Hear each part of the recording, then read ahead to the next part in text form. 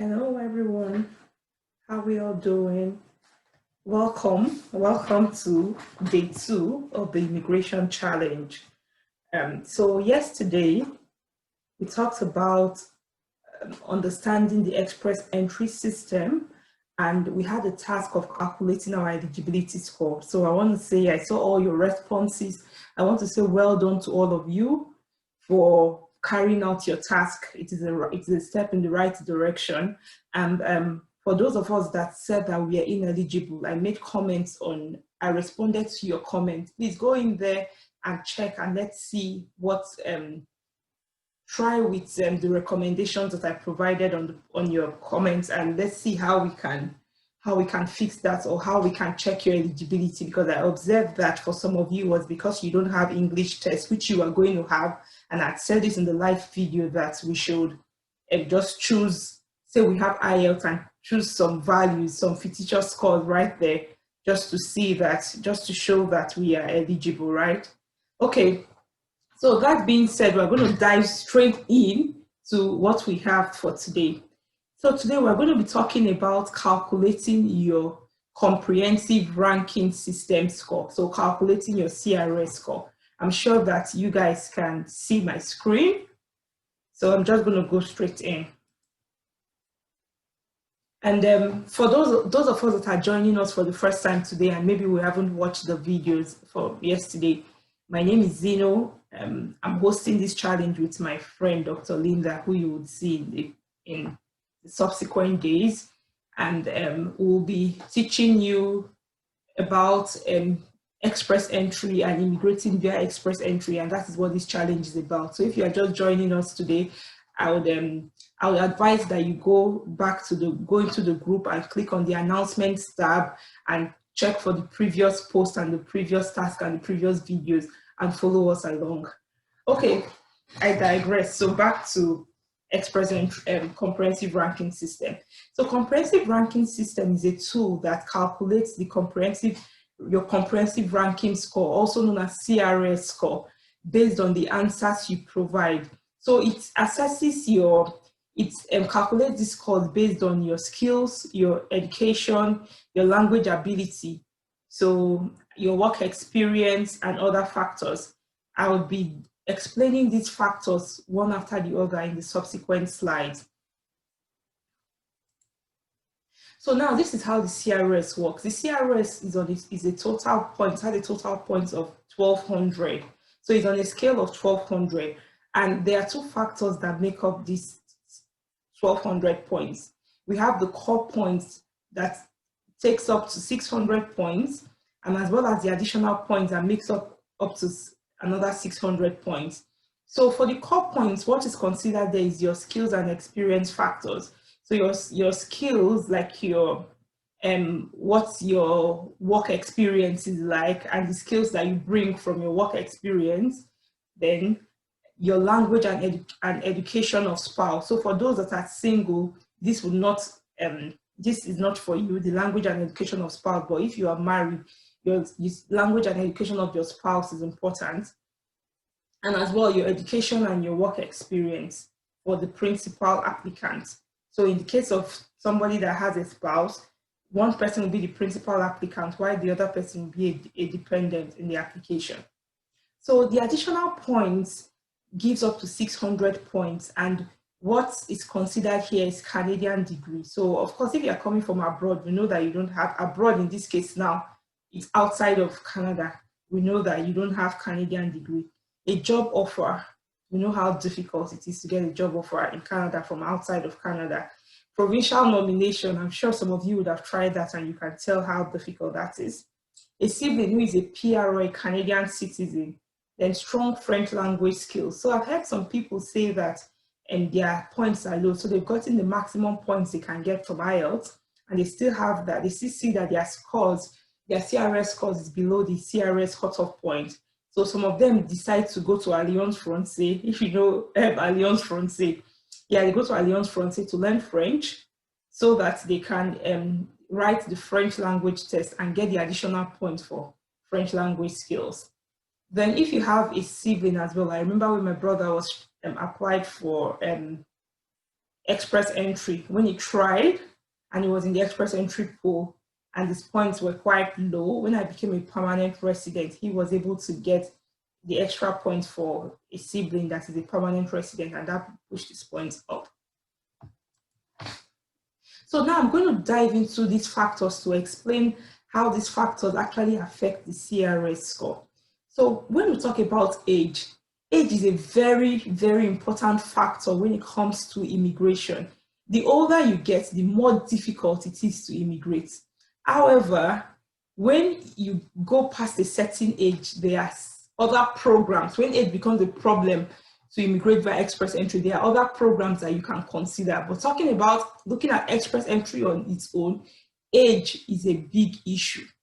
So normally between, you get the highest points for age between age 20 to 29. So that is, they look at that age, that's your prime. So if you are between age 20, so age 20, 21, 22, 23, up to 29, you get the maximum points, 100 points. That's the maximum you can get in the maximum CRS points you can get in the age factor. When you turn 30, you lose 5 points from this 100, becomes 95 points. And every year after that on your birthday, for that, as long as you are in the CRS, in the express entry pool, it automatically recalculates your score every year on your birthday, and you lose an additional five points. And you continue to lose points until you are 45 years. When you turn 45 years, you get 0 points for age factor. So you see why I said that age is a factor. That's why you see some people, they tell you that, oh, they're in their 40s. It's difficult for them to immigrate because they've gone past the age factor that to make them recoup the points for express entry. So that's why we always say it's that if you want to do immigration, the time is now. The best time was yesterday, but of course we've lost yesterday, so the best time is now. Then education. So talking about education, you have to undergo education credential assessment. So they need to assess, especially if your education is from outside of Canada. So they need to assess your education and check it against the Canadian standards to grade you in what your education would be if you are schooled in Canada. So WES, a lot of us would have heard of WES. WES is the body that does this education credential assessment. And the programs that you can get points for if you have only high school. So in our own case, high school will be like WAEC. If you are from West Africa, high school will be like WAEC, or secondary school. You don't get any points for that. So the programs where you begin to get points from are OND or HND. So if you have OND or HND, or OND and HND, you should evaluate the both of them because it will count as 2 degrees for you. Then bachelor's, master's, and PhD. And I know some of us have maybe OND and bachelor's. You need to do a certificate evaluation for each of them. If you do a certificate evaluation for only your bachelor's, you may be losing out on points that you'd have gotten if you add your OND to it. So with education, the higher your educational qualification is, the more points you're able to get the more CRS points you're able to get. So somebody that has a master's degree will get more points than somebody that has only a bachelor's degree. And someone that has a PhD will get higher points than all the other programs. So moving on, language ability. This one is the most important one, and I find it really funny because a lot of people have written this English test 10 times. And I'm not even exaggerating here. My cousin, and she wrote IELTS 10 times until she was able to get the required band score that she was looking for. So it's quite funny, but okay, I'm not laughing at anyone because I know that some people would have written this exam over and over again. And so if it will make you feel any better, I wrote this IELTS 3 times. Yeah. So, okay. So the language ability tests your English language skills. So there are 2 official languages in Canada, English and French. So here I focused on the English, but you could also do a French language test and not do the English. You could do either the English language test or the French language test, or you could do both. So the English language test, you can either do IELTS. IELTS is the common one, which I see that a lot of people do. And there's another one called CELPIP. This is the Canadian version. IELTS is the British exam. CELPIP is the Canadian exam. I know that self-pip, I think it's only an online-based, computer-based exam, but IELTS is both paper-based and computer-based. So for IELTS, IELTS has 4 skills. There is listening, reading, writing, and speaking. If you want to get the best out of your CRS points, so the way they relate the IELTS to your educational ability. So if you want to get the highest points for your education, you want to keep your IELTS at CLB band 9. And for a CLB band 9, it means that you need to get a score of 8 in listening, and all the others you get 7. So you get 8 in listening, in reading 7, speaking 7, writing 7. So if you get that, you get the highest, that's the highest band, and you get the highest score for your education. So you can either do IELTS or you can do CELPIP. And talking about IELTS, I see that a lot of us, we just, because most of us are from English-speaking countries, and I know that I had this problem. To the very first time I wrote IELTS, I'm like, not be the English one, would they speak? Yeah, so we speak English, right? So I don't think it would be that difficult. I neglected the exam. I went there and I wrote the exam. Of course, I got averagely, I did okay, but my writing was a 6.5 and I needed a 7 in my writing. And at that time, I even had no idea that it was the IELTS that was my problem. So I had to rewrite it again. The second time I wrote the exam, somehow I zoned out during the listening and I missed out on some things because this doesn't focus on IELTS, but I'm just going to say something here. I missed out on some of the, I did not listen to some things and I missed out because you have to be writing it as you listen, writing your exam as you listen. I missed out and then I lost some points. I lost some points there. So for listening, I didn't get 8 in the second one. It was the third one I got the desired score. So we need to know what our desired score is before we begin to write this exam, and I would say practice. Don't just neglect it. Don't go to IELTS, don't go to the exam thinking that, yes, we speak English, I'm just going to write it. No, it is not the regular English that you speak. And this is a more technical kind of English, especially when you see the reading and the writing those essays. Anyways, so language ability, there's IELTS and there's CELPIP, and you can write the French exam if you want. So work experience, in terms of work experience, I know that yesterday I made us to check for our NOC codes, and a lot of us came back with our NOC codes. And that was really good because I just wanted us to get a hang of this thing because we would need it for the task for today. So for express entry, you need a skilled work in the NOC. The NOC is the National Occupation of Canada, the way they have classified the occupation. So your job should be in the NOC. So you have your work experience in a job that is listed in the NOC. So for work experience, there are 3 levels. So the managerial jobs, NOC, skill level A. So these ones are for like restaurant managers, mine managers, etc. So if your job falls in here, then you choose that. Then professional jobs, this is the NOC type A. These ones require a university degree like doctors, dentists, engineers, architects. Then we have the third one, which is the technical and skilled trades, NOC type B. So these jobs require a diploma or apprenticeship. So for this job, you either go to school, do a 2-year diploma or do an apprenticeship. I don't know if you have such apprenticeship programs again in Nigeria, but I know that they still have them in countries like the UK, even in Canada. So like examples are chefs, plumbers, electricians, all those HVAC guys and guys that work on ACs. Yeah, so you need to have at least 1 year work experience. So for you to get any points at all from using the CRS tool, any CRS points at all, you need to get at least 1 year work experience. But the more work experience you have, the higher your CRS scores are. But this work experience is up to a maximum of 3 years. So if you have 3 years work experience and you have 10 years work experience, you get the same amount of points, right? But the more work experience, the better, up to 3 years of work experience.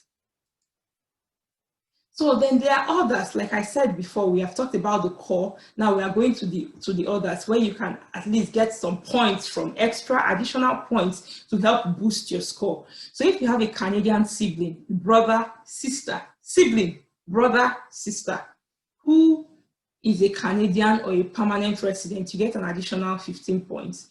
If you do French language exam in addition to your English language test.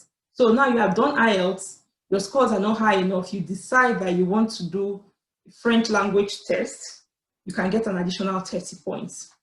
If you have post-secondary education in Canada, so you have a degree in Canada, master's, diploma, whatever degree you have in Canada, you've done a PGD, you get an extra 30 points. Arrange employment, so you get a job offer. This is really difficult. And again, I'll say it again, so people have been scammed. I know you guys are tired of hearing me say it, but I keep saying it because even as much as I say it, people still give their money to these roadside agents that claim they can get them a job offer and they lose the money. And when they've lost the money, they come to my DM to complain. But I keep telling them, they don't listen. So getting an arranged employment, you get an extra 200 points. And then finally, provincial nomination gives you 600 points. But we know how difficult these others are, right? So it's not really something that you can really bank on that you are going to get, because a lot of them are not within our control. Okay, so now after you submit you calculate your CRS score, so you now have an idea of where you're falling. Normally, if your points are high enough, then you are sent, and you are in the pool, then you are sent an invitation to apply. So after filling this, calculating your CRS score, you need to go and create an express entry profile. When you create an express entry profile, you are added to the pool of other applicants. You are just in the pool. That is not an application. You have not applied for express entry. You are in the pool. So when you are in the pool, for you to get an invitation to apply for, Canada Immigration will send you a mail and say, yes, you have been successful, sending your application for PR, for permanent residency. That is what they call invitation to apply. Your score, your CRS score must be above the minimum point score for the round of invitations. So every 2 weeks, immigration will go in and choose a minimum score that they are inviting, a minimum CRS score, and they invite everybody above that score. So, for instance, I'm going to show us the scores from the last 6 draws. There was a draw on September 16th. The minimum CRS score was 472. So it means that everybody in the express entry pool that had a score of over 472 got an invitation to apply. September 2nd, there was a draw. The minimum score was 475. August 5th, there was another express entry draw. The minimum score was 476. July 8th, there was another express entry draw. The minimum score was 478. April 9th, the minimum score was 464. March 4th, the minimum score was 471. So we can see the trends of these scores, that the average score is around 470. So we know that these scores are very high. So how do we even stand a chance to be sent an invitation to apply? Well, we're going to find out. So today we're going to be doing a sample, I'm going to be doing a sample calculation with you guys using the CRS tool, and it is expected that when we're done, after you watch this video, your task for today is that you are going to do this calculation for your own particular case.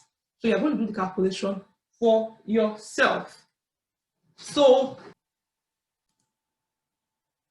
okay, so I just assumed this case. So Amanda is a lady, a single lady. She's not married.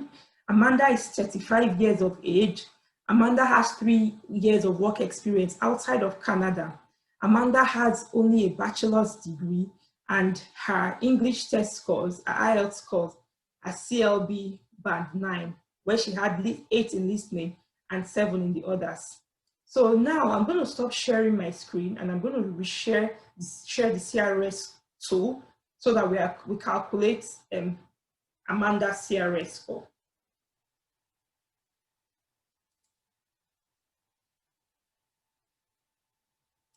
Okay, so I'm going to share with you the CRS tool.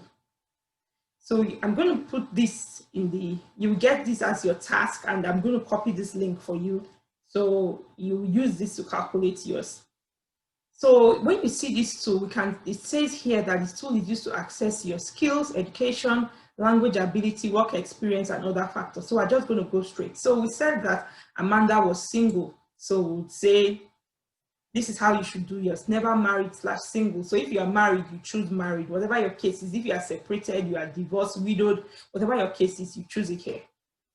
So Amanda is single. How old is Amanda? We said Amanda was 35 years of age. So you choose your own age, how old you are, you choose your age. What is Amanda's level of education? So I've said that Amanda has a bachelor's degree. So we'll choose bachelor's degree here. So if you have a bachelor's degree or you have a master's degree, it doesn't matter whether you've done certificate evaluation. Here we're just trying to calculate to get an idea what our scores will be, right? So you choose whatever degree you have here. Have you earned a Canadian degree, diploma, or certificate? So this is asking you if you have a degree from a Canadian university. So Amanda, no, Amanda doesn't have, because Amanda has only a bachelor's degree from Nigeria. So if you don't have a degree from Canada, your response here is no. Official languages. Are your test results less than 2 years old? Yeah, so the IELTS results are only valid for 2 years from the date you wrote the exam. So Amanda's test results, we are assuming now that Amanda's test is valid. So I would say, yes, they are less than 2 years old. If you say no here, it will tell you are ineligible. So you should choose yes. Which test did Amanda take? So she took IELTS. We're assuming IELTS, right? So you too, you choose IELTS. If you don't have, so if you have, you choose what you have and do what you have, calculate based on what you have. But if you have not written the exam, now we are making some sort of assumptions here. So you choose IELTS. We said speaking was 7, listening 8. We said listening 8, reading, we said 7, and writing, we said 7. Do you have other language results? So this is where the French language comes in. So if you have a French language result, you can say yes. In most cases, it's a no, because I know how difficult it is. If it's not even easy to learn to speak French if you are not, if you already don't know how to speak it, especially at because of age. Then to write French is another thing. So speaking it is one thing, writing it is another thing, then writing it in an exam is yet another thing. So here we would say not applicable. If you have it though, I know some of us are very smart, so some of us speak 2 languages. So if you have it, you can put it there. Then work experience. In the last 10 years, how many years of skilled work experience in Canada do you have? So here, Amanda does not have work experience in Canada, so you say none or less than 1 year. In the last 10 years, how many years of total foreign work experience do you have? So in this case, foreign means outside of Canada. So if you have work experience, wherever your work experience is in your country, if you're in Nigeria, in Ghana, in Togo, wherever, how many years of total foreign work experience do you have? So I said, I'll look at the NOC codes types here. So I said 3 years. You see that 3 years is the maximum, so 3 years or more. Do you have certificate of qualification from a Canadian province, territory, or federal body? So this is for the skilled work, like those apprenticeship that I said. Here, the answer is no. Then additional points, do you have a valid job offer? Amanda doesn't, based on our assumption. So in your own case, if you don't have a valid job offer, you choose no as well. Do you have a nomination certificate from a province or territory? So this one is asking you if you have provincial nomination. Amanda doesn't have. If when you are doing yours, if you don't have, you say no. Do you have a spouse or common law partner if they will come with you? that has a brother or sister living in Canada. So now, it's either if you yourself have a sibling that is a permanent resident or citizen of Canada, or your spouse, so your wife or your husband, if they have a Canadian sibling, then you can choose it. So you read what the options are. So Amanda doesn't have, so Amanda's answer is no. So we are done filling that out, and we say calculate your score, and it's going to give us the results. So based on this, what we have, the information we have provided, Amanda's total CRS score is 496. Who remembers what we said the recent draw scores are? Remember? Okay, yeah. I said that the average score was 470. So Amanda is about 74 points shy. We know that there is no way the draw scores are going to drop to 396. So what does Amanda need to do? She has to find another way if she wants to immigrate. I'm going to stop sharing this screen, and I will share our task.